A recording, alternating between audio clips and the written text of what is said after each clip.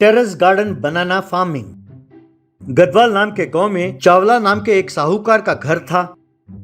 वो अपने घर के एक कमरे को बड़े कंजूसी के साथ किराए पर देता था, लेकिन क्योंकि चावला बहुत लालची था, कोई भी किराएदार 1 महीने से ज्यादा नहीं रहता था। एक दिन चावला के घर विजय नाम का किराएदार आया। चावला विजय से, देखो भैया, कमरे का किराया 10,000 रुपए है। 3 महीने का एडवांस देना होगा। हर महीने की पहली तारीख को मुझे घर का किराया मिल जाना चाहिए बस। अगर 1 दिन की देरी हो जाए तो 10 रुपए का जुर्माना लगेगा, समझे? तब विजय, ओके सर, मैं दूंगा। पर सर एक बात है, मैं आपके घर के छत का भी इस्तेमाल करूंगा। अगर आप चाहें तो उसका भी किराया ले लीजिए। चावला, अरे छत पे क्या करोगे?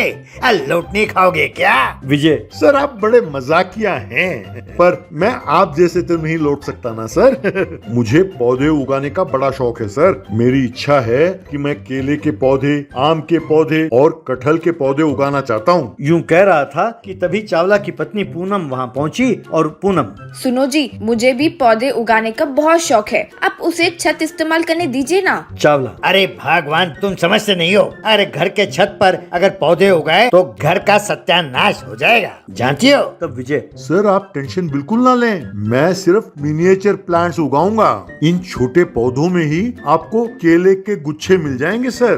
बाजार में इसका बहुत डिमांड है सर। अगर आप चाहें तो मैं आपको एक पौधा फार्मिंग करके दिखाता हूँ। अगर आप ओके कहेंगे तब आगे बढ़ूंगा। बाद में विजय चावला के घर के छत पर पहुंचा और एक छोटे से गमले में उसने कच्चे केले को बोया। 1 ही महीने में उस केले के जगह एक केले का पेड़ उगा और उनमें छोटे छोटे केले लग गए। ये देखकर चावला और पूनम दोनों हैरान रह गए। तब चावला विजय से, भाई मैं तो तुम्हें कुछ और ही समझ रहा था, पर तुम कोई साधारण आदमी नहीं हो। शाबाश, इतने छोटे छोटे पेड़ों में फल लग रहे हैं। चलो ठीक है, तुम छत का भी 10,000 रुपए किराया दे देना। क्यों? पूनम, अजी ये क्या, ये तो ज्यादती है, इतना किराया? विजय, कोई बात नहीं मैडम, मैं सर को दे दूंगा। लगता है मेरा पिछले जन्म का इन पर उधार है। आप पैसे लीजिए सर। कहकर वहाँ से चला गया। कुछ ही दिनों में विजय ने टेरेस पर एक बहुत सुंदर सा बाग तैयार किया। उसने टेरेस पर कई किस्म के सुंदर फूल और फलों के पौधे लगाए।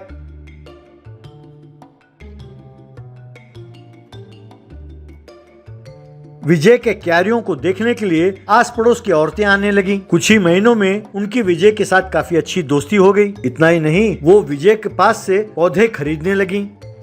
एक दिन पूनम चावला से, अजी सुनो, विजय एक अच्छा लड़का ही नहीं, बहुत होशियार लड़का है। अपनी बेटी की पढ़ाई पूरी हो रही है, अपने रिश्तेदारों में कोई अच्छा लड़का है ही नहीं, क्यों ना हम उसकी शादी विजय से करा दे? चावला, अरे भगवान, ये तुम्हारा आइडिया बहुत बढ़िया है। अरे ये तो घर जमाई बनकर भी रहेगा। चलो विजय से बात करते हैं। कहकर दोनों विजय के कमरे में गए।